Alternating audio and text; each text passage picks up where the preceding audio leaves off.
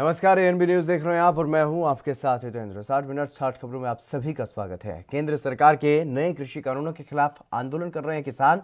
लगातार किसानों का धरना प्रदर्शन जारी है। किसानों ने रात सिंधु बॉर्डर पर गुजारी थी और वहीं किसान अभी भी वहां पर डटे हुए हैं और फिलहाल फैसला ये किया गया है कि वो सिंधु बॉर्डर से नहीं हटेंगे। और वहीं दिल्ली पुलिस ने यात्रियों के लिए एडवाइजरी जारी की है। दिल्ली पुलिस ने यह बताया है कि सिंधु बॉर्डर अभी भी दोनों ओर से बंद है, कृपया वैकल्पिक मार्ग को चुनें। उधर यूपी के किसान भी गाजीपुर बॉर्डर पर प्रदर्शन कर रहे हैं और पुलिस ने किसानों को दिल्ली में प्रवेश करने की इजाजत जरूर दे दी है, लेकिन एक शर्त रखी गई है। पुलिस ने उन्हें बिना ट्रैक्टर के गाजीपुर बॉर्डर से दिल्ली में प्रवेश करने की इजाजत दी है। हालांकि किसान इस पर राजी नहीं हुए, वो अब आगे की रणनीति के लिए बैठक कर रहे हैं और गाजीपुर बॉर्डर पर ही यूपी के किसान जो है वो डटे हुए हैं।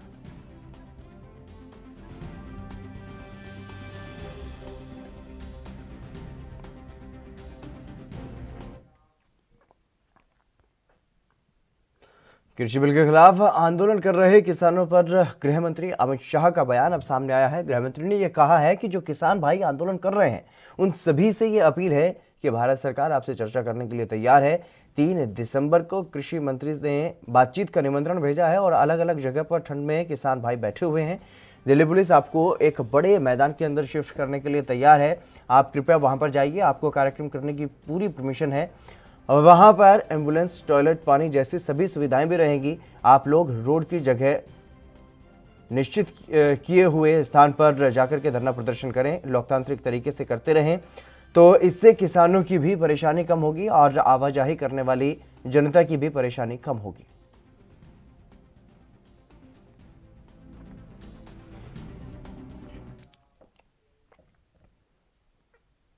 कांग्रेस महासचिव प्रियंका गांधी ने भी किसानों के मुद्दे पर केंद्र सरकार को घेरा है। प्रियंका गांधी ने यह कहा है कि बीजेपी सरकार में देश की व्यवस्था को देखिए, जब बीजेपी के खरबपति मित्र दिल्ली आते हैं तो उनके लिए लाल कालीन डाली जाती है, लेकिन जब किसानों के लिए दिल्ली आने के रास्ते खोदे जा रहे हैं। दिल्ली किसानों के खिलाफ कानून बनाए वो ठीक, मगर सरकार को अपनी बात सुनाने किसान दिल्ली आए हैं तो क्या वो गलत है?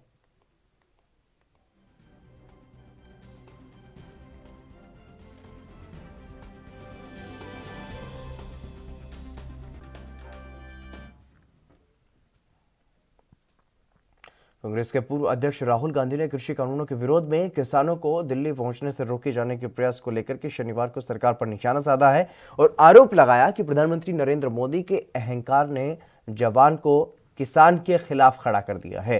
पार्टी महासचिव प्रियंका गांधी वाड्रा ने भी यह दावा किया कि दिल्ली आने वाले पूंजीपतियों के लिए लाल कालीन बिछाई जाती है, जबकि किसानों के आने पर रास्ते खोदे जा रहे हैं। राहुल गांधी ने एक सुरक्षाकर्मी द्वारा किसान पर लाठी भांजने संबंधी एक तस्वीर साझा की है और ट्वीट करते हुए ये लिखा है कि बड़ी ही दुखद फोटो है।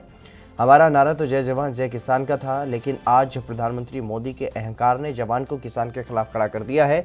ये बहुत खतरनाक है।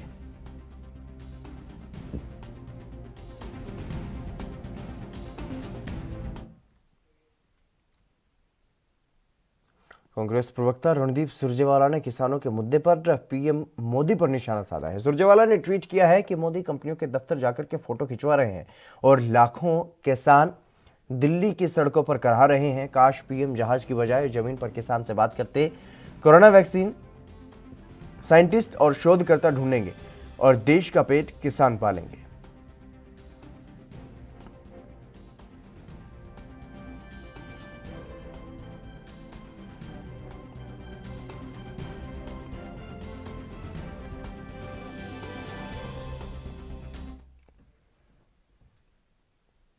हरियाणा के मुख्यमंत्री मनोहर लाल खट्टर ने किसान आंदोलन को लेकर के अपनी प्रतिक्रिया में ये कहा है कि ये उनके राज्य के किसान नहीं हैं। विरोध प्रदर्शनों के लिए पंजाब जिम्मेदार है। खट्टर ने हरियाणा पुलिस को संयम बरतने पर धन्यवाद दिया है। हालांकि हरियाणा पुलिस पर किसानों के ऊपर लाठीचार्ज करने और आंसू गैस के गोले छोड़ने को लेकर के आलोचना पुलिस की हो रही है। उन्होंने ये भी दावा किया है कि पंजाब के मुख्यमंत्री का कार्यालय प्रदर्शनों का नेतृत्व कर रहा है। खट्टर ने यह भी कहा है कि पंजाब के किसान विरोध प्रदर्शन कर रहे हैं, जबकि हरियाणा के किसान इससे दूर रहे हैं। इसके लिए उनका आभार। पुलिस भी संयम बरत रही है, जबकि पंजाब के मुख्यमंत्री विरोध प्रदर्शनों को हवा दे रही हैं।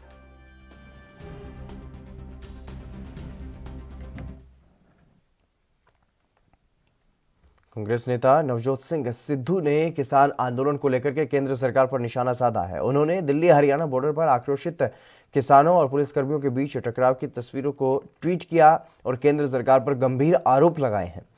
सिद्धू ने किसानों के आंदोलन का वीडियो शेयर करते हुए केंद्र सरकार पर निशाना साधा है। उन्होंने कहा कि राष्ट्रीय बहस होनी चाहिए कि सरकारी खजाने से पूंजीपतियों को मदद मिल रही है या आम आदमी को। गौरतलब है कि पंजाब के किसान कृषि कानूनों के खिलाफ आंदोलन कर रहे हैं और किसानों ने हरियाणा होते हुए दिल्ली कूच का ऐलान किया था। पिछले 2 दिनों से किसानों और दिल्ली पुलिस के बीच दिल्ली हरियाणा बॉर्डर पर कई जगहों पर टकराव भी देखने को मिला।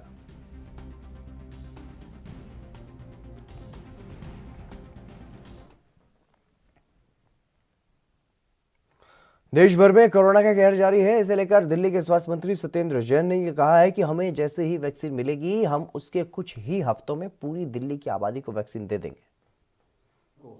जो टोटल पॉजिटिविटी रेट था वो 15.26 यानी 15% से भी ज़्यादा था, जो अब आधे से भी कम रह गया है। पॉजिटिविटी रेट पिछले 2 हफ्ते 3 हफ्ते के अंदर आधे से भी कम रह गया है। ये थोड़ा संतोष की बात है। और हॉस्पिटल्स में जो हमारे बेड्स की ऑक्यूपेंसी है अब वो 50% से कम है, मतलब 50% से ज़्यादा बेड अवेलेबल हैं। आईसीयू बेड्स भी 1200 से ज़्यादा अवेलेबल हैं और टोटल ओवरऑल बेड जो हमारे पास 9500 के करीब बेड अवेलेबल हैं इस टाइम पर। दिल्ली के अंदर वैक्सीन जब भी मिलेगी हम कुछ ही हफ्तों के अंदर सारी दिल्ली को लगा देंगे। हमारे पास बहुत बड़ी संख्या के अंदर अपनी हेल्थ फैसिलिटीज़ हैं, मोहल्ला क्लिनिक्स हैं, पॉली क्लिनिक्स हैं, डिस्पेंसरीज हैं, हॉस्पिटल्स हैं। तो हमारे पास लगाने के पूरे पर्याप्त इंफ्रास्ट्रक्चर अवेलेबल है। स्टोरेज की भी कोई दिक्कत नहीं है। जितनी भी हमारे को मिलेगी वैक्सीन्स, जैसे ही मिलेगी हम कुछ ही हफ्तों के अंदर पूरी। महाराष्ट्र के पूर्व मुख्यमंत्री देवेंद्र फडणवीस ने राज्य की गठबंधन सरकार का नेतृत्व कर रहे मुख्यमंत्री उद्धव ठाकरे पर हमला बोला है। उन्होंने कहा है कि ठाकरे सरकार को 1 साल की उनकी नाकामियों पर कोर्ट से फटकार मिली है। पूर्व मुख्यमंत्री देवेंद्र फडणवीस ने उद्धव ठाकरे को उनकी कथित धमकियों को लेकर के भी घेरा है। महाराष्ट्र के पूर्व मुख्यमंत्री और बीजेपी नेता फडणवीस ने कहा है कि मैंने कभी ऐसा मुख्यमंत्री नहीं देखा जो इतनी धमकियां देता हो। उद्धव ठाकरे ने शिवसेना के मुखपत्र सामना को दिए एक इंटरव्यू में बीजेपी पर तीखे हमले किए थे।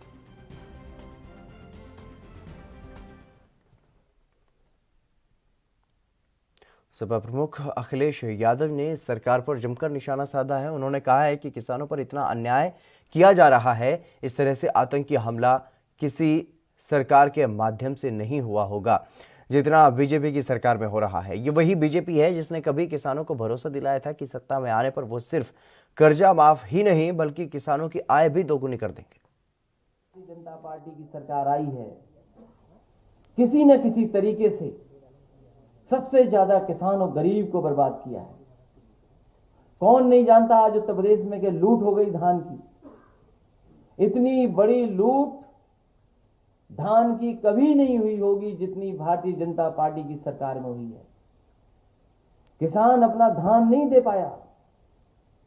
जिन केंद्रों को धान खरीदना था वो खरीदे नहीं, और जिन किसानों को कीमत भी मिली तो बताओ उन्हें क्या कीमत मिली होगी? 1100 रुपए। और सरकारी जो कीमत थी, जो तय थी, वो क्या कितने किसानों को मिल पाई? हम बधाई देना चाहते हैं उन किसानों को, पंजाब, हरियाणा और उत्तर प्रदेश के और देश के जिस कोने से भी किसान आए हैं, कम से कम ऐसे काले कानून के खिलाफ उन्होंने अपने जीवन की परवाह नहीं की। वो दिल्ली में जाकर के मांग रहे हैं। हम समाजवादी पार्टी के लोग भी उन किसानों की मांगों का पूरा समर्थन कर रहे हैं। जो कानून लाए गए हैं उन कानूनों से किसान की मदद नहीं होगी। हमारे देश के किसान की मदद तभी होगी जब सरकार आगे आए। सरकार मदद करेगी तो मदद किसानों की होगी। अगर किसान को बाजार में छोड़ दोगे, आप बाजार में के हाल पे छोड़ दोगे, तो हमारे किसान की कभी भलाई नहीं हो सकती। और जिस तरह के फैसले सरकार ले रही है उससे न केवल किसान बल्कि हमारा नौजवान और बड़े पैमाने से व्यापार बर्बाद। छत्तीसगढ़ के जिला कोंडागांव के मर्दापाल थाना क्षेत्र में सक्रिय 2 महिला नक्सलियों ने कोंडागांव पुलिस अधीक्षक के सामने आत्मसमर्पण किया है। जिला कोंडागांव में एक और नक्सलियों के विरुद्ध लगातार अभियान चलाया जा रहा है। वहीं दूसरी ओर स्थानीय भटके हुए ग्रामीणों को भी नक्सलियों का साथ छोड़कर के मुख्यधारा में जोड़ने की मुहिम भी जारी है। इसी मुहिम के तहत ग्राम बेड़मा थाना मर्दापाल निवासी 2 महिला माओवादियों ने नक्सली विचारधारा छोड़कर के समाज की मुख्यधारा में शामिल होने का फैसला लिया है और इसी उद्देश्य के साथ कोंडागांव पुलिस अधीक्षक के सामने आत्मसमर्पण किया गया।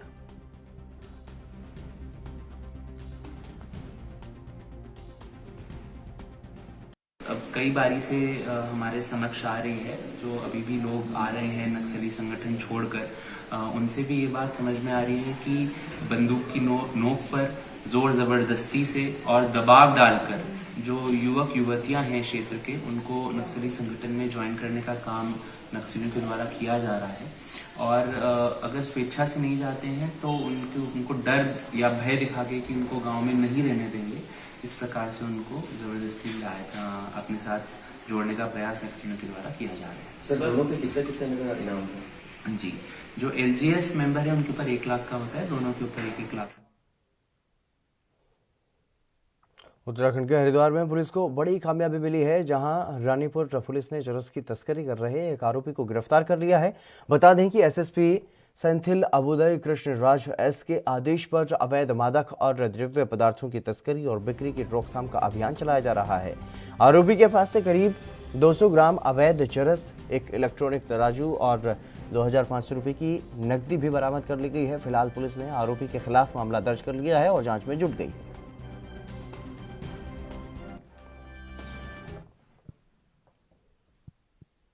राजस्थान के मारवाड़ जंक्शन उपखंड के सिरियारी थाना पुलिस को एक और बड़ी कामयाबी हाथ लगी है। जानकारी के मुताबिक कंठी लूट गिरोह के 2 सदस्य पहले ही गिरफ्तार किए जा चुके हैं और इसके बाद अब तीसरे आरोपी की भी गिरफ्तारी हुई है। इन सदस्यों ने 5 जगहों पर बड़ी लूट की वारदात को अंजाम दिया था।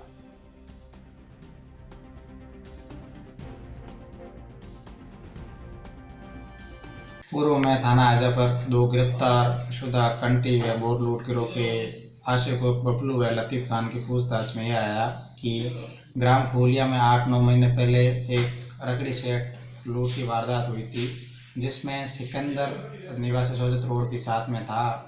तब हमने जो मन SHO में जाब्ता सिकंदर खान को दस्तयाब करके उससे पूछताछ की तो उसने फूलिया में रकड़ी सेट की वारदात बबलू और आसिफ के साथ करना स्वीकार किया। तब उसे कड़ाई से पूछताछ की तो उसने टोटली 7 वारदात बबलू के साथ की है, जिस पर उसको गिरफ्तार कर 3 दिन की फिर रिमांड। हरियाणा के गृह एवं स्वास्थ्य मंत्री अनिल विज एक बार फिर से एक्शन मोड में नजर आए हैं। विज ने अंबाला छावनी में चल रहे निर्माण कार्यों का औचक निरीक्षण किया, जिसमें विज ने सबसे पहले नागरिक अस्पताल में बन रहे 200 बेड के अस्पताल के भवन का निरीक्षण किया। इसके साथ ही डॉक्टरों के बन रहे आवासों और छावनी में ही बनाए जा रहे फीफा अप्रूव्ड स्टेडियम का भी निरीक्षण किया गया। इस दौरान विज ने यह दावा किया है कि पूरे हरियाणा के बाद तो दूर पूरे उत्तर भारत में ऐसा स्टेडियम नहीं होगा। लेकिन फिर भी काफ़ी तेज़ी से यहाँ काम हो रहा है और लगभग 96 मकान बनाए जा रहे हैं डॉक्टरों के लिए और स्टाफ के लिए, क्योंकि डॉक्टरों के मकान साथ होना बहुत ज़रूरी है नाइट ड्यूटी के लिए, इमरजेंसी ड्यूटी के लिए। और जल्दी ही कैंसर अस्पताल भी बनकर आ रहा है। कैंसर अस्पताल में इमरजेंसी ज़्यादा आती है, इसलिए मकान बनाना ज़रूरी था, इसलिए जो मकान बनाए जा रहे हैं। और जो 200 बेड का अस्पताल है वो भी इन्होंने कहा अक्टूबर तक जी सर, अक्टूबर तक बन के तैयार हो जाएगा। और ये भी अक्टूबर तक कह रहे हैं ये तैयार हो जाएगा। और कैंसर अस्पताल तो 2-3 महीने में चालू हो जाएगा, फंक्शनल हो जाएगा। उसकी OPD चालू हो गई है, बाकी सारी मशीनें लग जाएंगी और जल्दी तैयार हो जाएगा। सर ये फुटबॉल स्टेडियम बन रहा है और अब ये कंप्लीट होने के कगार पर है। इन्होंने कहा है कि फरवरी में ये तैयार करके दे देंगे। हरियाणा में तो मतलब ही नहीं है, उत्तरी भारत में भी इसके मुकाबले का स्टेडियम नहीं है। ये फीफा अप्रूव्ड स्टेडियम हम इसको बना रहे हैं। सब कितनी लागत से बनाया जाएगा? ये 100 करोड़ तो टच कर गया जी। 115 से टोटल जाएगा। 115 करोड़। केंद्रीय मंत्री गिरिराज सिंह ने आरजेडी नेता तेजस्वी यादव पर जमकर निशाना साधा है। उन्होंने कहा है कि सबसे बड़ी भूल तो नीतीश जी से हुई है। लालू यादव को उन्होंने विधानमंडल का नेता बनाया था और तेजस्वी को भी उन्होंने उप मुख्यमंत्री बनाया था। नीतीश जी ने जो भूल की उसी का परिणाम है कि तेजस्वी ने इतने घटिया शब्द का प्रयोग उनके व्यक्तिगत जीवन के लिए किया है।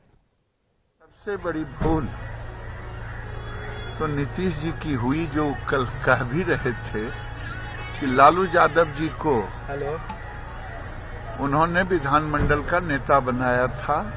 मुझे पूरा ध्यान है और वो भी कल कह रहे हैं। तेजस्वी यादव को भी वही डिप्टी सीएम बनाए थे। ये भूल उन्होंने जो की है उसी का ये दुष्परिणाम है कि आज तेजस्वी यादव इतने घटिया शब्द का प्रयोग नीतीश जी के व्यक्तिगत जीवन पर लगाया जिससे कोई दूर दूर तक नाता नहीं है। एक शब्द तो पुत्र के विषय में ऐसा कहा जो मैं बोल भी नहीं सकता। कोई सभ्य आदमी वैसा आरोप सदन के पटल पर नहीं लगा सकता जैसा घटिया शब्द का प्रयोग हुआ। प्रवर्तन निदेशालय ने भ्रष्टाचार पर बड़ी कार्रवाई की है। जांच एजेंसी ने छत्तीसगढ़ के पूर्व प्रमुख सचिव बीएल अग्रवाल की 27.8 करोड़ रुपए की संपत्ति अटैच कर ली है। बीएल अग्रवाल को 9 नवंबर को अरेस्ट किया गया था और उन पर मनी लॉन्ड्रिंग का केस और भ्रष्टाचार को लेकर के कई धाराओं में केस दर्ज किया गया था। छत्तीसगढ़ का यह मामला काफी सुर्खियों में रहा है। पूर्व आईएएस बीएल अग्रवाल ने खरोरा में 400 ग्रामीणों के नाम से खाते खोल रखे थे। उन्होंने भ्रष्टाचार का पैसा इन्हीं अकाउंट में जमा करवाया था और बीएल अग्रवाल ने फर्जीवाड़ा करने के लिए अपने भाई के जरिए कई शेल कंपनियां भी बना करके रखी थी और ईडी ने मनी लॉन्ड्रिंग एक्ट 2002 के तहत यह कार्रवाई की है। जब्त संपत्तियों में कई संयंत्र, मशीनरी, करोड़ों रुपए की रकम वाले बैंक खाते और अचल संपत्तियां शामिल हैं। इनमें कई संपत्तियां बाबूलाल अग्रवाल के करीबियों के नाम खरीदी गई थी।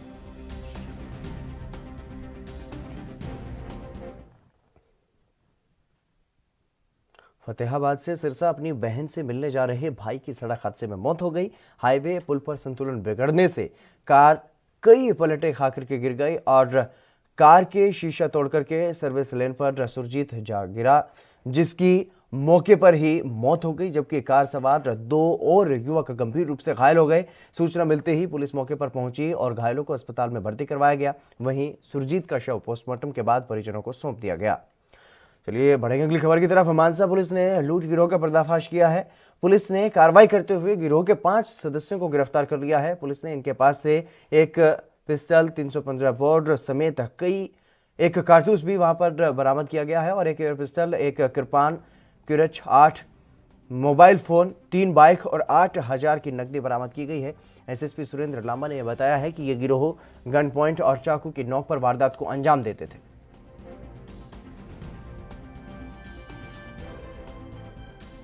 जी, ਸਾਡੀ ਟੀਮ ਨੇ ਸਦਰ ਪੁਲਿਸ ਸਟੇਸ਼ਨ ਮਾਨਸਾ ਦੀ ਟੀਮ ਨੇ ਤੇ ਸੀਆਈ ਦੀ ਟੀਮ ਨੇ ਇੱਕ ਗੈਂਗ ਜਿਹੜਾ ਲੂਟਾਂ ਖੋਹਾਂ ਕਰਦਾ ਹੈਗਾ ਤੇ ਮੋਟਰਸਾਈਕਲ ਤੇ ਮੋਬਾਈਲ ਖੋਹ ਕਰਕੇ ਲੈ ਜਾਂਦਾ ਤੇ ਕਈ ਵਾਰੀ ਗਨ ਪੁਆਇੰਟ ਤੇ ਕਈ ਵਾਰੀ ਚਾਕੂ ਦੀ ਨੋਕ ਤੇ ਪਿਸਟਲ ਦਿਖਾ ਕੇ ਉਹ ਕਰਦਾ ਹੈਗਾ ਤੇ ਪਿਛਲੇ ਕੁਝ ਦਿਨਾਂ 'ਚ ਪਿਛਲੇ 2-1 ਮਹੀਨੇ ਤੋਂ ਵਾਰਦਾਤਾਂ ਕਾਫੀ ਇਹਨਾਂ ਨੇ 5-6 ਵਾਰਦਾਤਾਂ ਕੀਤੀ ਹੈਗੀ ਮਾਨਸਾ ਦੇ ਏਰੀਆ 'ਚ।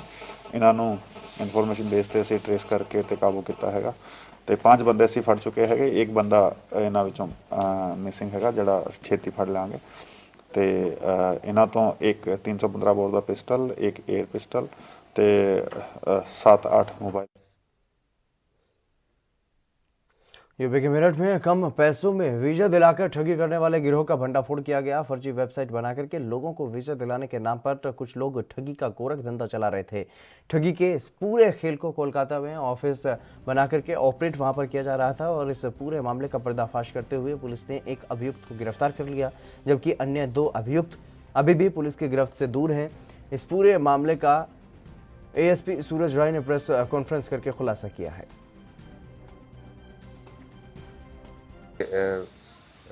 एसएसपी सर के यहाँ एक शिकायत प्राप्त हुई थी जिसमें ये बताया गया था कि एक फर्जी वेबसाइट के जरिए सस्ते में वीज़ा दिलवाने का झांसा देकर पैसे ठगी करने का मामला सामने आया था। इस मामले की शिकायत को जो शास्त्री नगर थाने से संबंधित थी, तो इसको मेडिकल थाने में इसमें एक अभियोग पंजीकृत किया गया था और साइबर सेल जिले का जो है इसकी जांच में लग गया इसको डिटेक्ट करने में। और इंस्पेक्टर प्रभारी साइबर सेल दिलीप के नेतृत्व में एक टीम कोलकाता गई और इस वेबसाइट की ओरिजिन्स को ट्रेस किया गया और इसमें कोलकाता जाके एक अभियुक्त की कृषि कानूनों के खिलाफ हरियाणा और पंजाब के लाखों किसान दिल्ली जा पहुंचे हैं, जिसे लेकर के अब विपक्षी दल भी सरकार को घेरने में लगा हुआ है। इसी बीच राहुल गांधी ने ट्वीट करके प्रधानमंत्री नरेंद्र मोदी पर निशाना साधा और कहा कि सरकार को ये काले कानून वापस लेने होंगे क्योंकि ये सिर्फ शुरुआत है। राहुल गांधी के इसी बयान पर आज हरियाणा के गृह मंत्री अनिल विज ने जमकर हल्ला बोला है और इस दौरान विज ने पंजाब के सीएम कैप्टन अमरिंदर सिंह पर भी निशाना साधा और कहा कि किसान के जो कानून है वो पूरे देश के लिए आए हैं और पंजाब को छोड़कर के पूरे देश के किसानों ने इन्हें स्वीकार कर लिया है, लेकिन पंजाब में अमरिंदर सिंह की इंजीनियरिंग की वजह से यह आंदोलन चल रहा है। ये जो किसान बिल आए हैं वो सारे देश के किसानों के लिए आए हैं। पंजाब को छोड़कर बाकी सारे देश के किसानों ने उनको स्वीकार कर लिया। अब पंजाब में राजनीतिक कारणों से अमरिंदर सिंह की इंजीनियरिंग की वजह से पंजाब के किसान आंदोलन कर रहे हैं। केंद्रीय मंत्री ने उनको बातचीत के लिए बुलाया है। उम्मीद है कि उनको भी बात समझ में आ जाएगी। अरुणाचल प्रदेश में शहीद हुए अंचित के शव का पैतृक गांव धार पजेरा में राजकीय सम्मान के साथ अंतिम संस्कार किया गया। 22 वर्षीय अंचित को पिता राजेश शर्मा ने मुखाग्नि दी है और शहीद की अंतिम यात्रा में सैकड़ों लोग शामिल हुए। सेना के वाहन में पार्थिव देह हिमाचल के राजगढ़ पहुंचते ही पूरा शहर वहां पर अंचित शर्मा अमर रहे और वंदे मातरम के नारों से गूंज उठा। इसके बाद पार्थिव देह को पैतृक गांव धार पजेरा ले जाया गया। यहां पर सैकड़ों लोग श्रद्धांजलि देने के लिए पहुंचे। सांसद सुरेश कश्यप और पच्छाद की विधायक रीना कश्यप समेत कई बड़े अधिकारी भी इस दौरान मौजूद रहे। गौरतलब है कि 24 नवंबर को अरुणाचल प्रदेश में LAC पर ऑपरेशनल पेट्रोलिंग के दौरान अंचित शर्मा शहीद हो गए थे। 21 डोगरा में तैनात अंचित कुछ समय पहले 45 दिन की छुट्टियां काट करके ड्यूटी पर लौटे थे।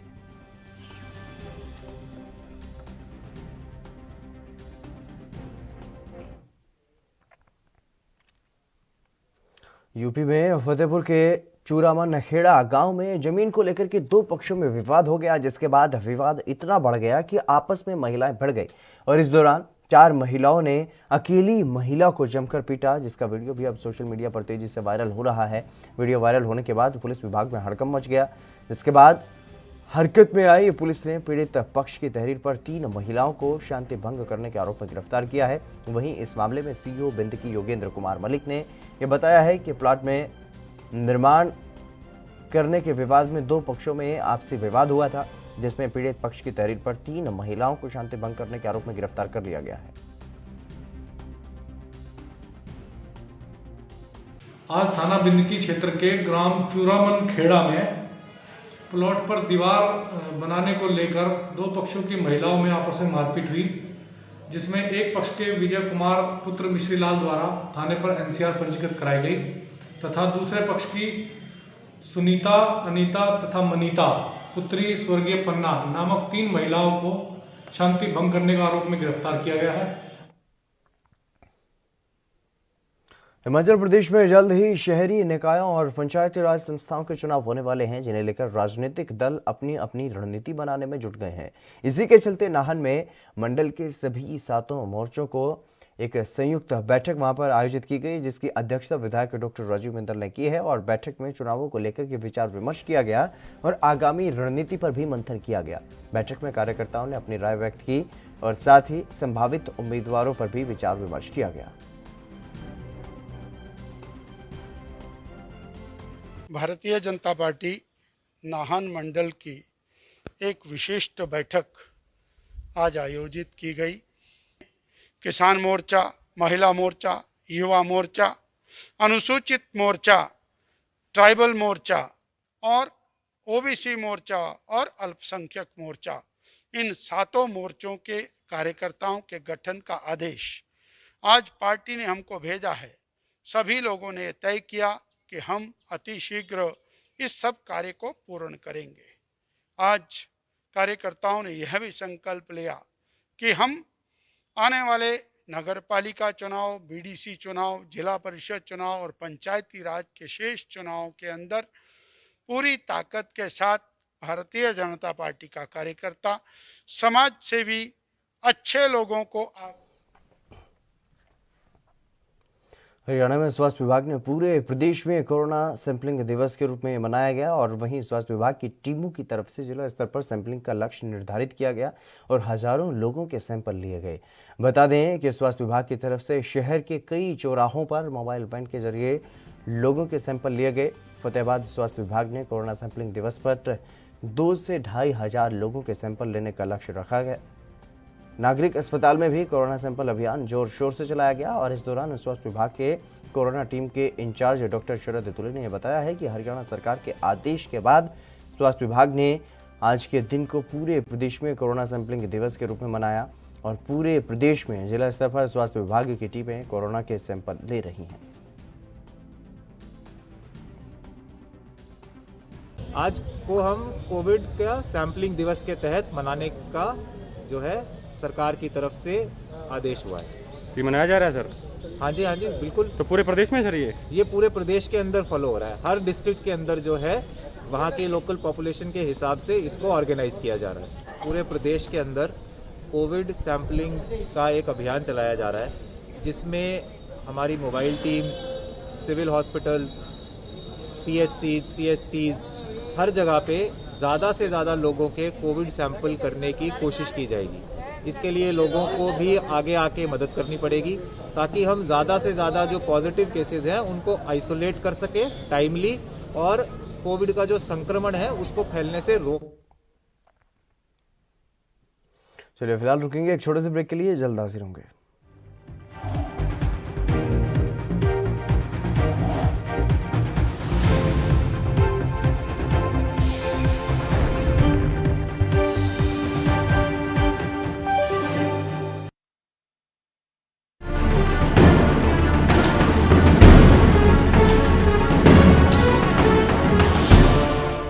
एक निजी यूनिवर्सिटी का काला सच, B Tech, M Tech, BBA, engineer teacher बनाने का काला खेल।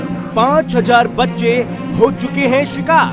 300 से ज्यादा कर्मचारी मिलकर दे रहे हैं अंजाम। नेपाल से लेकर रवांडा, अफगानिस्तान से लेकर केन्या, हर जगह मौजूद यूनिवर्सिटी के दलाल कैसे देते हैं अपने कारनामों को अंजाम। जल्द करेंगे बड़ा खुलासा, दिखाएंगे आपको पूरा सच। ऑपरेशन फेक गुरुजी, सिर्फ ANV न्यूज पर।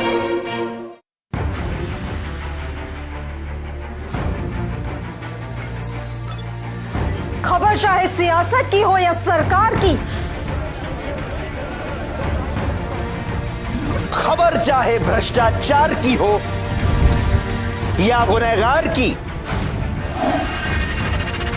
दिन भर में क्या रहा देश जगत का हाल, किस मुद्दे ने बनाई किसकी सरकार, रखते हैं हम सब पर नजर, पहुंचाते हैं हम हर खबर। हम हैं ANB न्यूज।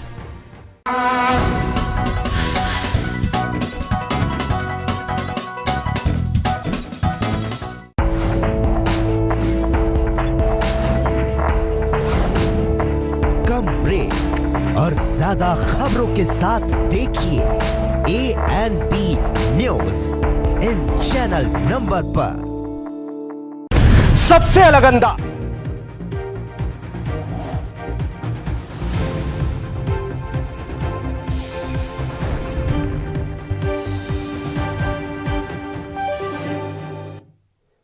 ब्रेक के बाद एक बार फिर से आप सभी का स्वागत है। खबरों में आगे बढ़ेंगे। उत्तराखंड के टिहरी में तेज रफ्तार का कहर वहां पर देखने को मिला है, जहां पर कुमाल्टा कोकलियाल गांव में बाराती वाहन गहरी खाई में गिर गई। और बता दें कि वाहन में एक युवती और महिला सहित 7 लोग सवार थे। हादसे में वाहन चालक की मौके पर ही मौत हो गई, जबकि 6 लोग गंभीर रूप से घायल हुए हैं। सूचना मिलते ही मौके पर पहुंची पुलिस ने घायलों को इलाज के लिए अस्पताल में भर्ती करवाया है और शवों को पोस्टमार्टम के लिए भेज दिया गया है। फिलहाल पुलिस ने मामला दर्ज कर आगे की कार्रवाई में जुट गई।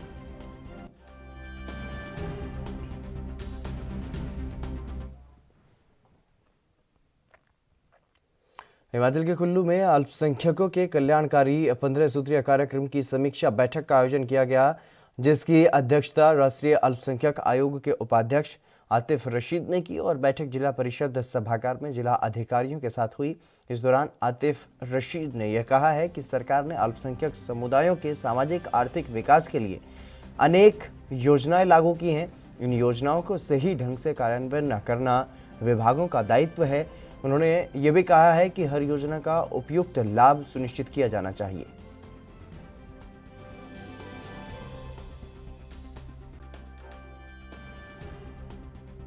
अभी अल्पसंख्यक समुदाय में वैसे तो यहाँ पर आबादी बहुत कम है, 20,000 टोटल आबादी है, लेकिन ये कि अगर देखा जाए तो जो देश भर में अल्पसंख्यक समुदाय विशेषकर बौद्ध और मुस्लिम समुदाय के साथ जो प्रॉब्लम है वो ये है कि शिक्षा क्षेत्र में अभी थोड़े से पिछड़े हुए हैं। तो यहाँ पर केवल जिला प्रशासन से यही कहा गया है कि जो प्रधानमंत्री महिलाओं को, बच्चियों को पढ़ने के लिए प्रधानमंत्री जी की ओर से जो स्कॉलरशिप्स दी जा रही हैं, जैसे अल्पसंख्यक मंत्रालय की बेगम हजरत महल स्कॉलरशिप जो है, जो हर उस मेरिटोरियस बालिका को दिया जा रहा है, अल्पसंख्यक चाहे वो सिख हो, चाहे वो पारसी हो, जैन हो, बौद्ध हो, मुस्लिम हो, कि जिसने 50% मार्क्स लाए हो, तो विशेष उसको कहा है कि उस पर जोर दिया जाए, क्योंकि यहाँ पर जो मुस्लिम समुदाय के जो अल्पसंख्यक है वो मजदूर तबके के लोग हैं, उनके लिए जोर देने के लिए कहा गया है। दूसरे जो एक और स्कॉलरशिप हमारे यहाँ की चलती है, पोस्ट मैट्रिक और प्री मैट्रिक, जो लड़के और लड़कियों दोनों के लिए है, उसमें 2 परेशानियां आती हैं आमतौर से, एक इनकम सर्टिफिकेट की और एक माइनॉरिटी सर्टिफिकेट की। उसको जितना ज्यादा सरलीकरण किया। वहीं लगातार जिस तरीके से केंद्र सरकार के खिलाफ किसान विरोध प्रदर्शन कर रहे हैं, दिल्ली में डटे हुए हैं किसान, और वहीं किसानों पर प्रशासन की सख्ती भी देखी जा सकती है। जवानों को तैनात कर दिया गया है जो लगातार किसानों को रोकने का प्रयास कर रहे हैं। नवंबर की ठंड में पानी की बौछारें तो कभी लाठीचार्ज करके किसानों को रोकने का भरसक प्रयास किया गया। अब हाल ही में एक्ट्रेस स्वरा भास्कर का इस पर रिएक्शन सामने आया है। एक्ट्रेस ने अपने ट्विटर हैंडल से एक फोटो शेयर किया और लिखा है कि दुख की बात तो ये है कि ये जवान भी किसी किसान का ही बेटा होगा।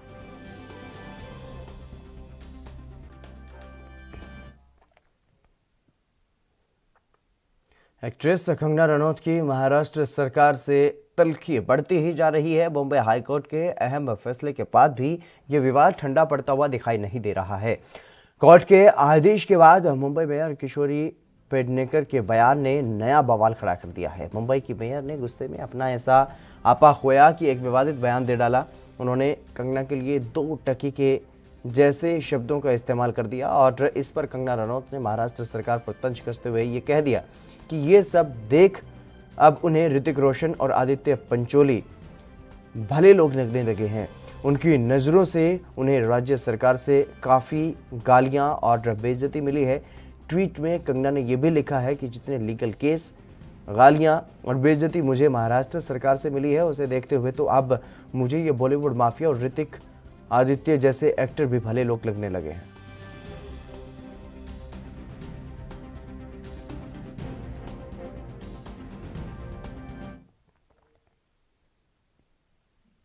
मनरेगा में फिसड्डी रहने वाले टिहरी जिले की हालत में इस बार कुछ सुधार हुआ है। लॉकडाउन के चलते घर वापस लौटे प्रवासियों ने मनरेगा की रफ्तार बढ़ा दी है। जिले में इस बार वित्तीय वर्ष से पहले ही 26,80,000 का लक्ष्य हासिल कर लिया है।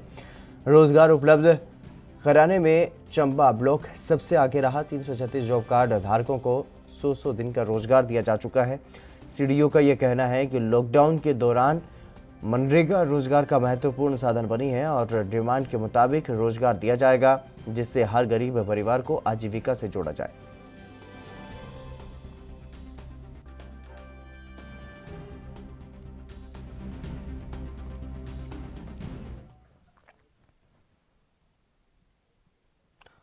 उत्तर प्रदेश के अपर मुख्य सचिव नवनीत सहगल ने यह कहा है कि अब तक कुल 4,300 धान क्रय केंद्रों के माध्यम से लगभग 4,000 करोड़ रुपए का धान खरीदा गया है।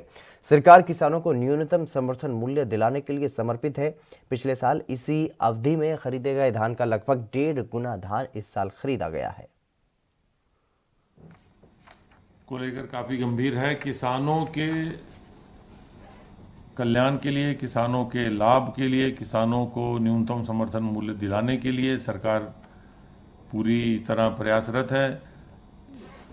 पिछले वर्ष केवल 3,000 धान क्रय केंद्र खोले गए थे। इस वर्ष अभी तक 4,300 क्रय केंद्र खोले गए हैं और पिछले साल के मुकाबले इस साल अभी तक लगभग 1.5 गुना धान किसानों से खरीदा गया है, जिसकी लागत लगभग 4,000 करोड़ रुपए है।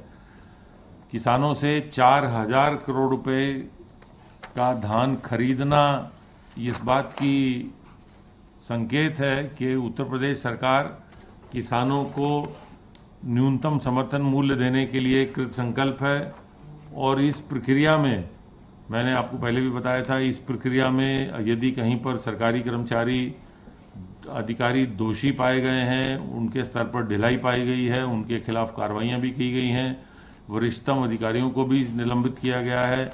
अभी पीसीएफ के अधिकारियों को भी निलंबित किया गया, उनके खिलाफ कार्रवाई की गई है। तो प्रत्येक विभाग द्वारा जो भी धान क्रय में इन्वॉल्व है, उसके स्तर पर तेजी लाई जा रही है।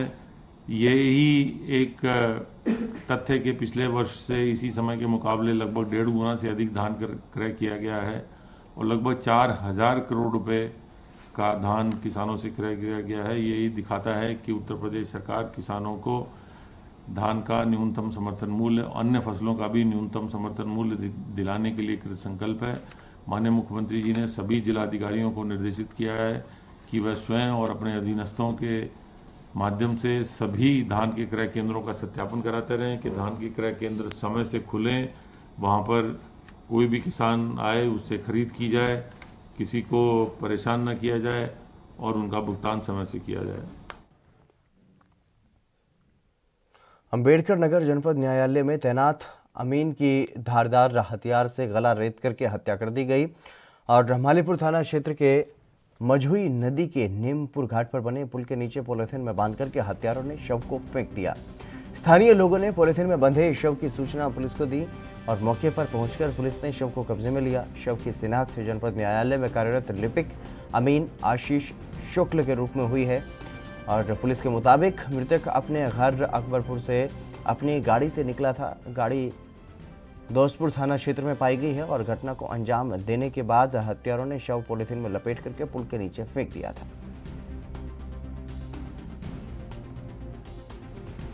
पुल के नीचे एक शव मिला और बाद में उस शव की शनाख्त आशीष शुक्ला नाम के व्यक्ति से हुई, जो अमीन के तौर पे काम करते थे। और ये पता चला कि कल वो घर से निकले थे अपनी गाड़ी में, जो उनकी ईओन गाड़ी थी, उनकी ईओन गाड़ी भी मिल गई है, वो दोस्तपुर थाना क्षेत्र में बरामद हुई है, जिसको हम अभी यहाँ मंगवा रहे हैं। हत्या का कारण अभी पोस्टमार्टम के बाद स्पष्ट हो पाएगा। घटनाक्रम के बारे में कुछ महत्वपूर्ण जानकारी आसपास के लोगों से बात करने पर मिली, जिसमें हम लोग काम कर रहे हैं।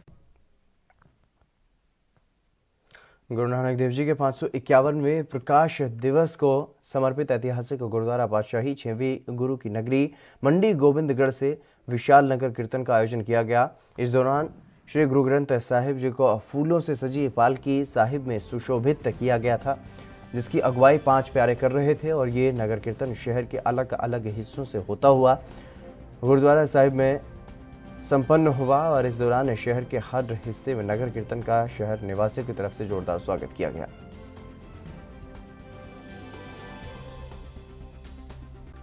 ਕਾ ਖਾਲਸਾ ਵਾਹਿਗੁਰੂ ਜੀ ਕੀ ਫਤਿਹ। ਸਭ ਤੋਂ ਪਹਿਲਾਂ ਦਾਸ ਆਪਣੇ ਵੱਲੋਂ ਨਗਰ ਕੁੱਕੜ ਮਾਜਰਾ ਦੀਆਂ ਸਮੁੱਚੀਆਂ ਸੰਗਤਾਂ ਵੱਲੋਂ ਸਮੁੱਚੇ ਦੇਸ਼ ਵਿਦੇਸ਼ ਦੀਆਂ ਸੰਗਤਾਂ ਨੂੰ ਗੁਰੂ ਨਾਨਕ ਪਾਤਸ਼ਾਹ ਦੇ ਮਹਾਨ ਗੁਰਪੁਰਬਾਂ ਦੀਆਂ ਲੱਖ ਲੱਖ ਵਾਰ ਵਧਾਈਆਂ ਪੇਸ਼ ਕਰਦਾ।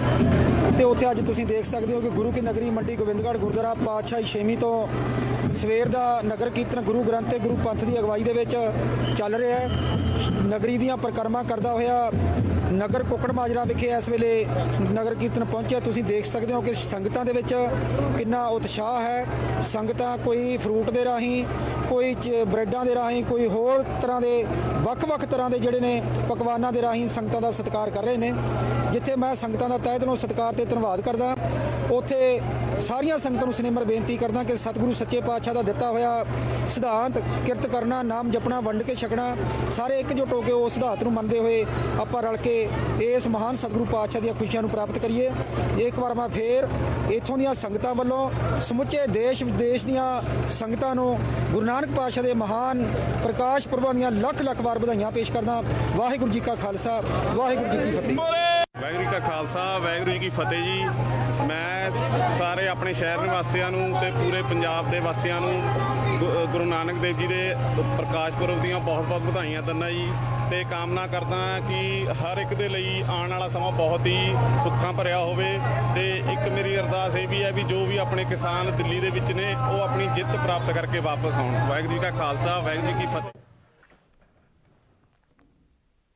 उधम सिंह नगर के रुद्रपुर कोतवाली क्षेत्र में ईंटों से भरे ट्रैक्टर ट्रॉली को एक ट्रक ने टक्कर मार दी, जिससे ट्रॉली में सवार मजदूर की ट्रक के नीचे दबकर मौत हो गई, जबकि 2 लोग घायल हो गए, जहां से घायलों को अस्पताल में भर्ती करवा दिया गया है। जानकारी के मुताबिक ट्रैक्टर ट्रॉली लंबा खेड़ा से ईंट लेकर के रुद्रपुर की ओर आ रही थी और इसी बीच काशीपुर रोड भगवानपुर के पास हादसा हो गया।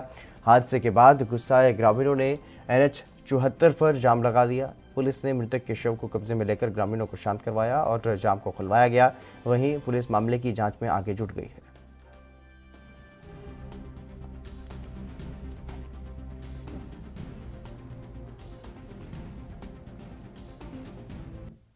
फोन आया था तो हम लोग वहाँ पे पहुँचे, एक्सीडेंट हो गया, वो लोग खत्म हो। ट्रैक्टर ट्रॉली से एक्सीडेंट हुआ, ट्रक वाले ने मार दिया था पीछे से, तो वो फेंका गए। फेंकाने के बाद टायर के ट्रक के नीचे आ गए टायर के। अच्छा, तो उनका देहांत। क्या नाम है आपका? बाबा जी साहब। आज सुबह की घटना है। इसमें एक ट्रैक्टर ट्रॉली जिसमें ईंटें भरी थी, पीछे से एक ट्रक ने टक्कर मारी। चलिए फिलहाल रुकेंगे एक छोटे से ब्रेक के लिए, जल्द हाजिर होंगे।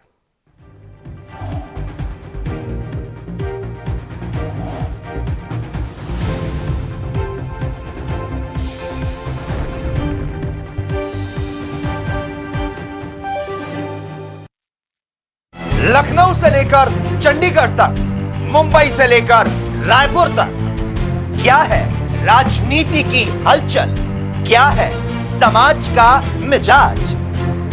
राजधानी लाइव, हमारी नजर, आपका फैसला, हर रोज सुबह 8 बजे सिर्फ ANP न्यूज पर।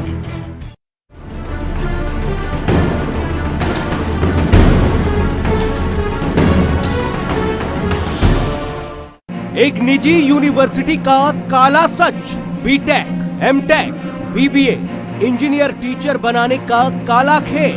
5000 बच्चे हो चुके हैं शिकार। 300 से ज्यादा कर्मचारी मिलकर दे रहे हैं अंजाम। नेपाल से लेकर रवांडा, अफगानिस्तान से लेकर केन्या, हर जगह मौजूद यूनिवर्सिटी के दलाल कैसे देते हैं अपने कारनामों को अंजाम। जल्द करेंगे बड़ा खुलासा, दिखाएंगे आपको पूरा सच। ऑपरेशन फेक गुरुजी, सिर्फ ANV न्यूज पर।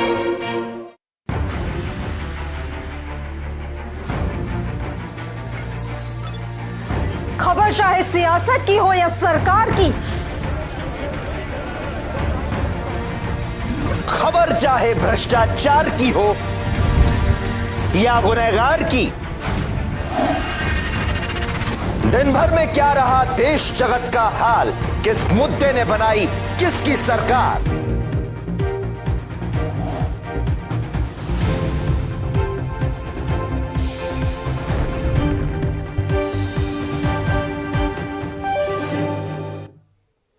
ब्रेक के बाद एक बार फिर से आप सभी का स्वागत है। खबरों में आगे बढ़ेंगे। यूपी के मैनपुरी में बीती रात दबिश के दौरान बदमाशों और पुलिस के बीच मुठभेड़ हो गई। ताबड़तोड़ हुई फायरिंग में 2 बदमाशों को गोली लगी है, जिससे वो घायल हो गए हैं। वहीं दोनों घायलों को इलाज के लिए जिला अस्पताल में भर्ती करवाया गया है। बताया जा रहा है कि दबिश के दौरान बदमाशों ने पुलिस पर फायरिंग शुरू कर दी थी और इसके बाद पुलिस ने भी जवाबी फायरिंग की है। बदमाशों के कब्जे से पुलिस ने पिस्टल, कारतूस और बाइक बरामद की है। फिलहाल पुलिस ने मामला दर्ज कर लिया है और जांच में जुट गई है।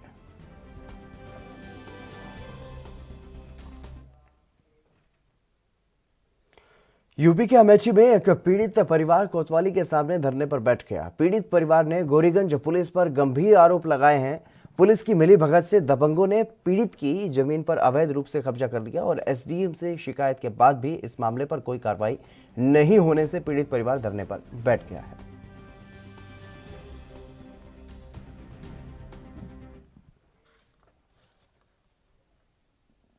TV actress Deepika Singh social media पर खासा एक्टिव रहती हैं और अक्सर अपनी फोटो और वीडियो फैंस के साथ साझा करती रहती हैं। हाल ही में दीपिका सिंह ने एक वीडियो शेयर किया है जिसमें वो सरगुन मेहता के गाने पर फेशियल एक्सप्रेशन देती हुई नजर आ रही हैं।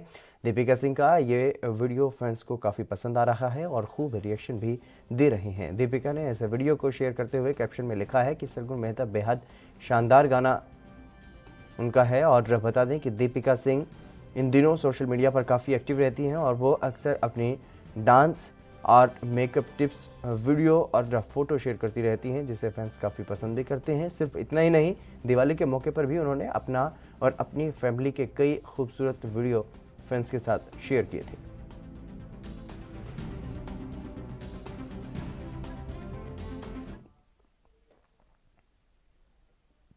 बॉलीवुड की मशहूर जोड़ी धर्मेंद्र और हेमा मालिनी के घर फिर से बड़ी खुशी आई है। दोनों की छोटी बेटी आहना देओल ने जुड़वा बच्चों को जन्म दिया है।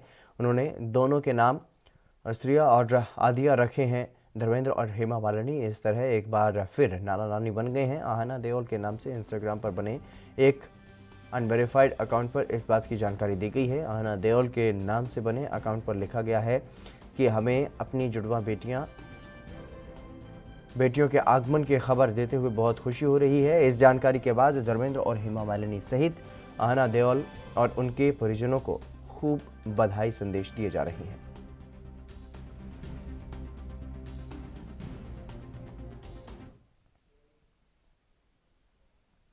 सोनाक्षी सिन्हा इन दिनों मालदीव में हैं और समुद्र तथा हसीन नज़ारों का भरपूर लुत्फ उठा रही हैं। सोनाक्षी सिन्हा अपनी मालदीव वैकेशंस के बारे में अपने इंस्टाग्राम अकाउंट से लगातार अपडेट दे रही हैं और सोनाक्षी सिन्हा ने एक वीडियो शेयर किया है जिसमें वो समुद्र में बहुत ही मज़े के साथ तैर रही हैं। इस वीडियो में सोनाक्षी सिन्हा को गोता लगाते हुए देखा जा सकता है और इसके अलावा इस वीडियो में खूबसूरत और प्यारी सी लाइफ को भी देखा जा सकता है।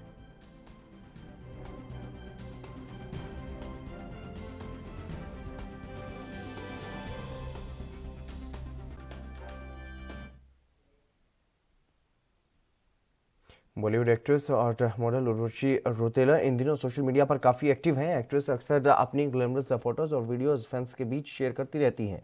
इंस्टाग्राम पर उर्वशी की अच्छी खासी फैन फॉलोइंग है। एक्ट्रेस जैसे ही कोई पोस्ट शेयर करती हैं वो देखते ही देखते वायरल हो जाती हैं और हाल ही में उर्वशी ने अपना टफ वर्कआउट करते हुए वीडियो शेयर किया है जिसमें वो स्क्वाट करती हुई नजर आ रही हैं। एक्ट्रेस के इस वीडियो पर फैंस खूब रिएक्शन भी दे रहे हैं।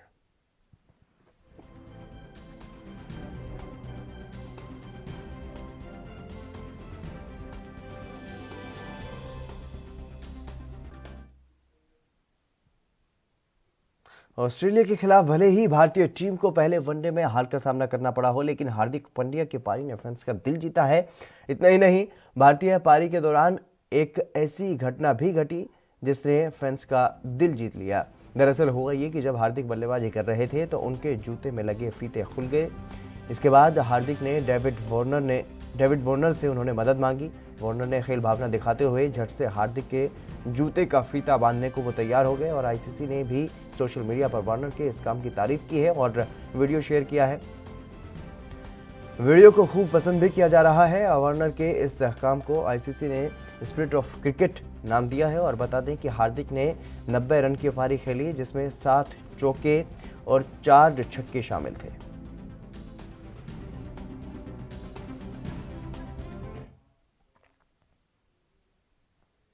यूपी के पूर्व सीएम और सपा प्रमुख अखिलेश यादव ने किसानों का समर्थन किया है। लखनऊ में आयोजित प्रेस कॉन्फ्रेंस में अखिलेश यादव ने यह कहा है कि मेरा इतना बड़ा सपना नहीं है कि मैं प्रधानमंत्री बनूं, लेकिन मैं विकास होते हुए देखना चाहता हूं।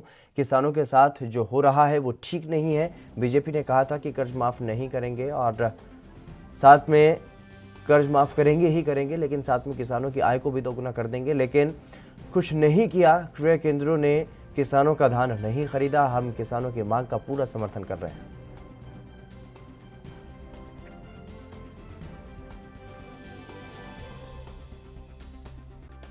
मंडियों की हालत क्या कर दी आपने? भविष्य में मंडियों का क्या होगा? इतनी बड़ी बड़ी मंडियां बनी समाजवादी सरकार में। आपकी बांदा में मंडी बनी, झांसी में बनाई, जालौन में बनाई, चित्रकूट में बनाई, आपके एक्सप्रेस वे के अलोंग बनाई। जमीन सुल्तानपुर में लेनी थी, गाजीपुर में लेनी थी, आजमगढ़ में लेनी थी। आज क्या हुआ उन मंडियों का? और ये जो किसान, जो प्रधान संघ का साथी बोल रहा था, मंडी ने कभी इतने गांवों को सीसी नहीं बनाया होगा। कम से कम मंडी से विकास होता था। कई हजार गांव जनरेशन मिश्र बनाए गए थे मंडी के पैसे से। अब मंडी ही खत्म कर दी। इस सरकार ने सबका पैसा छीन लिया। कौन सा कर्मचारी जिसका पैसा नहीं छीना? किसका वेतन नहीं काटा? और अर्थव्यवस्था। यूपी के कौशाम्बी में प्रशासन की लाख कोशिशों के बाद भी मांगलिक कार्यक्रमों में हर्ष फायरिंग रुकने का नाम नहीं ले रही है। हर्ष फायरिंग की एक और वारदात सामने आई है, जिसमें 4 लोग गंभीर रूप से घायल हो गए। खरारी थाना क्षेत्र के बैशकाठी गांव में मांगलिक का कार्यक्रम चल रहा था और इसी दौरान लड़के पक्ष की तरफ से आए रवि प्रकाश नाम के एक शख्स ने हर्ष फायरिंग कर दी, जिसकी चपेट में आने से 4 लोग घायल हो गए। फायरिंग होने के बाद कार्यक्रम स्थल पर भगदड़ मच गई। घटना की सूचना पाकर पुलिस मौके पर पहुंची। सभी घायलों को जिला अस्पताल में भर्ती करवाया गया। घायलों की गंभीर हालत को देखते हुए डॉक्टरों ने प्रयागराज रेफर कर दिया। पुलिस के मुताबिक आरोपी को हिरासत में ले लिया गया है। मामले में आगे की कार्रवाई की जा रही है।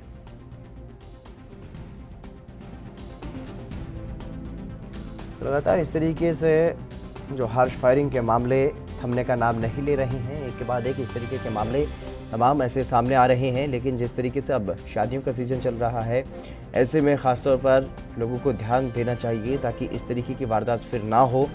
और जिस तरीके से खुशियों वाला जो परिवार है वो वहाँ पर मातम पसर जाता है अचानक से। कई बार कई लोगों की इसमें जान भी चली जाती है, लेकिन यहाँ पर भी मातम में ये शादी की खुशियाँ बदल गई। कई लोग घायल हो गए। हर्ष फायरिंग में 4 लोग घायल बताए जा रहे हैं।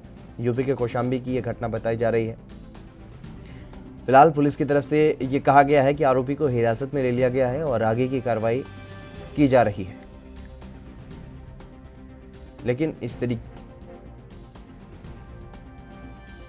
पर ये फायरिंग की जाती हैं और इनकी वजह से कई जो बेकसूर लोग होते हैं वो हर्ष फायरिंग का शिकार हो जाते हैं। कई बार घायल हो जाते हैं, कई बार जान भी उनकी चली जाती है। तो ऐसे में ये एक बड़ी समस्या हमारे समाज में कि खुशी के मौक़ों पर इस तरीके से जिस परिवार में, जिस घर में खुशी का माहौल होता है, वहाँ पर मातम पसर जाता है अचानक से।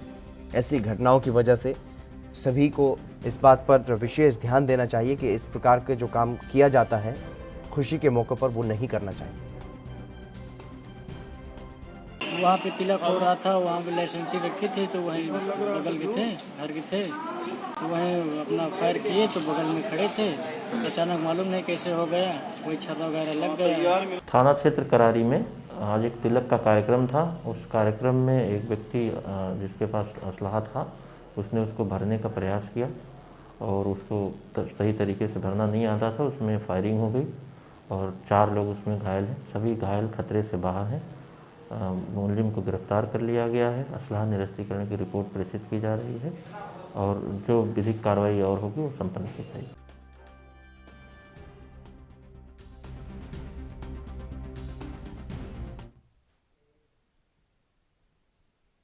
चलिए फिलहाल मेरे साथ खबरों में बस इतना ही। दीजिए इजाजत।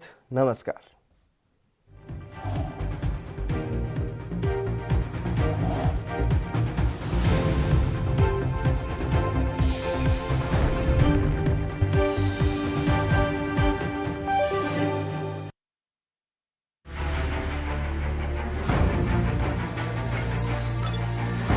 खबर चाहे सियासत की हो या सरकार की, खबर चाहे भ्रष्टाचार की हो या गुनहगार की, दिन भर में क्या रहा देश जगत का हाल, किस मुद्दे ने बनाई किसकी सरकार, रखते हैं हम सब पर नजर, पहुंचाते हैं हम हर खबर। हम हैं ANB न्यूज।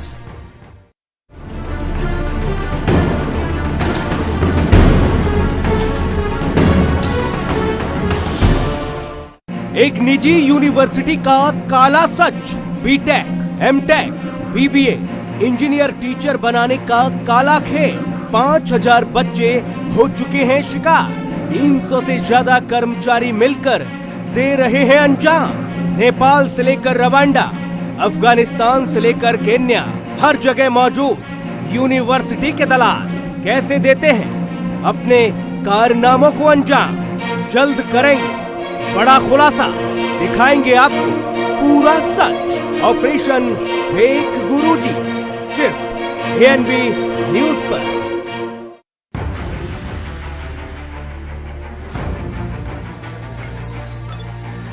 खबर चाहे सियासत की हो या सरकार की, खबर चाहे भ्रष्टाचार की हो या गुनहगार की, दिन भर में क्या रहा देश जगत का हाल, किस मुद्दे ने बनाई किसकी सरकार, रखते हैं हम सब पर नजर, पहुंचाते हैं हम हर खबर। हम हैं ANB न्यूज।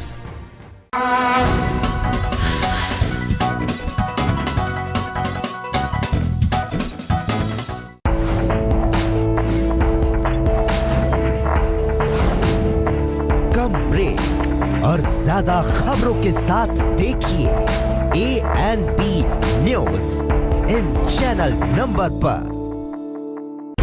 सबसे अलग अंदाज, हम बनेंगे आपकी आवाज। सवालों की धार, खबरों की बौछार, सिर्फ मेरे साथ ANB न्यूज पर।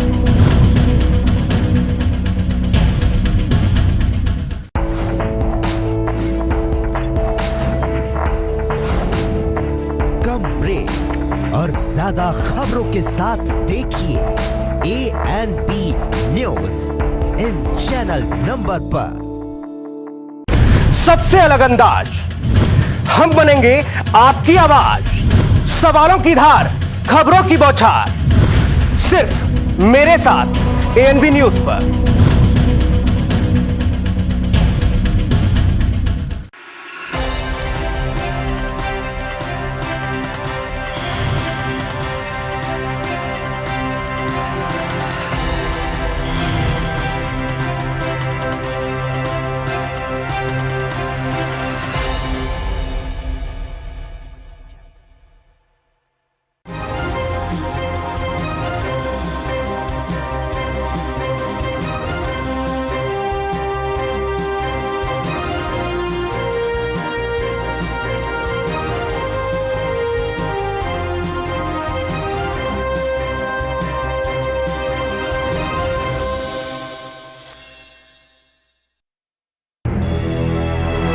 लखनऊ से लेकर चंडीगढ़ तक, मुंबई से लेकर